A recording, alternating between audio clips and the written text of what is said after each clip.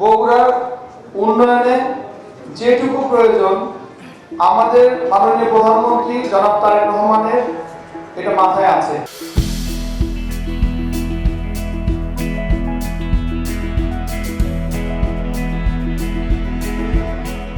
আমরা গর্ববোধ করি শহীদ প্রেসিডেন্ট জিয়াউর রহমানের জন্মভূমি বগুড়া।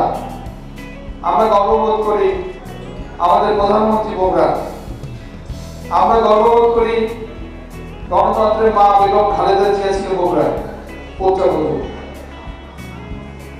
মোহাম্মদ আলী সহ অবিভক্ত বাংলার অনেক নেতাই ছিল বগুড়ার, যাদের পরিশ্রমে বুদ্ধিমত্তা দিয়ে যেটুকু এগিয়েছে বগুড়া, এগিয়েছে তাদের জন্যই। আমরা ধন্য।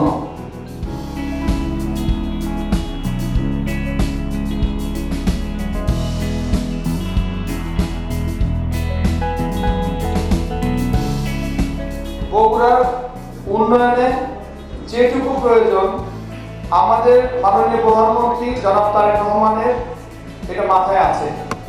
কারণ মাঝে মাঝে বগুড়ার আমাদের সাথে কথা হয়। আপনারা বিগত দিনে দেখেছেন বগুড়ার মধ্যে যানজট যে এখন, যদি জনাব তারেক রহমান ওই সময় কষ্ট না করে বগুড়ার 40 ফিট রাস্তাকে 80 ফিট না করতো, তাহলে কি অবস্থা হতো? এখন কোন জায়গায় দাঁড়াতো যানজটের অবস্থা বলেন?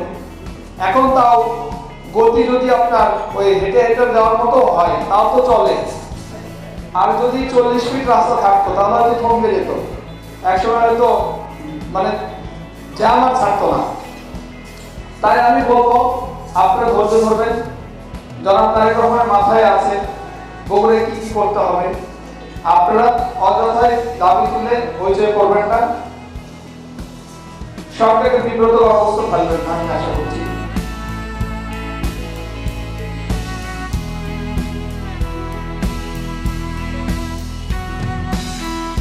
বিগত 17 বছর আমাদের সন্তানরা আমরা কোন সরকারি চাকরি পাইনি। আমরা শুধু সরকারি চাকরি না, বগুড়ার উন্নয়নও শুধু ঘোষণা নিয়ে বসে থেকেছি, ঘোষণায় পর্যন্তই থেকেছে, কোনো কিছু বাস্তবায়ন হয়নি।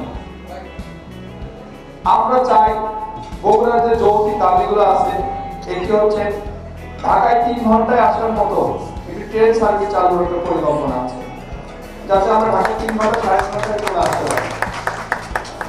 এসহ Bogura metropolitan city corporation city এর করার কথা আছে। এগুলো নিয়ে আলাপ আলোচনা চলছে।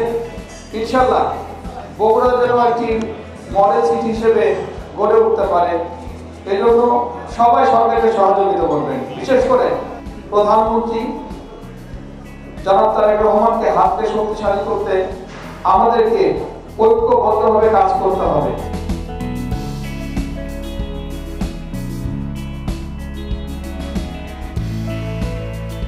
বাংলাদেশের বিভিন্ন জায়গায়, যেমন আপনার নোয়াখালী, যেমন আপনার বরিশাল, যেমন আপনার চিটাগং, এগুলো যে ঐক্য, আপনার কেন আমরা সামান্য এই জিনিসটাই হতে পারি না? কেন হতে পারি না? আমাদের হতে হবে। কারণ আমরা যদি নিজেরা আরো আলাদাবাজি করি, তাহলে যে কথাগুলো বললাম, উন্নয়ন সহ চাকরি টাকরিগুলো বললাম, কিন্তু কিছু হবে না। আমাদের ঐক্য থাকতে হবে। যে ভুল করছে তাকে সংশোধন করে দেবো, যে একটা উঠছে তাকে টানবো না, তাকে কাঁদতে দিয়ে তুলে দেবো। আমাদের কথা থাকবে এটাই, আমরা একে অপরের তরে আমরা থাকবো, আমরা কাজ করবো, মিলেমিশে থাকবো। আমাদের যে সোসাইটি যেটা করা হয়েছে, যার অনুষ্ঠান হচ্ছে আজকে, এটার উদ্দেশ্যই হচ্ছে আমাদের সবাইকে ঐক্য ধরে রাখার জন্য।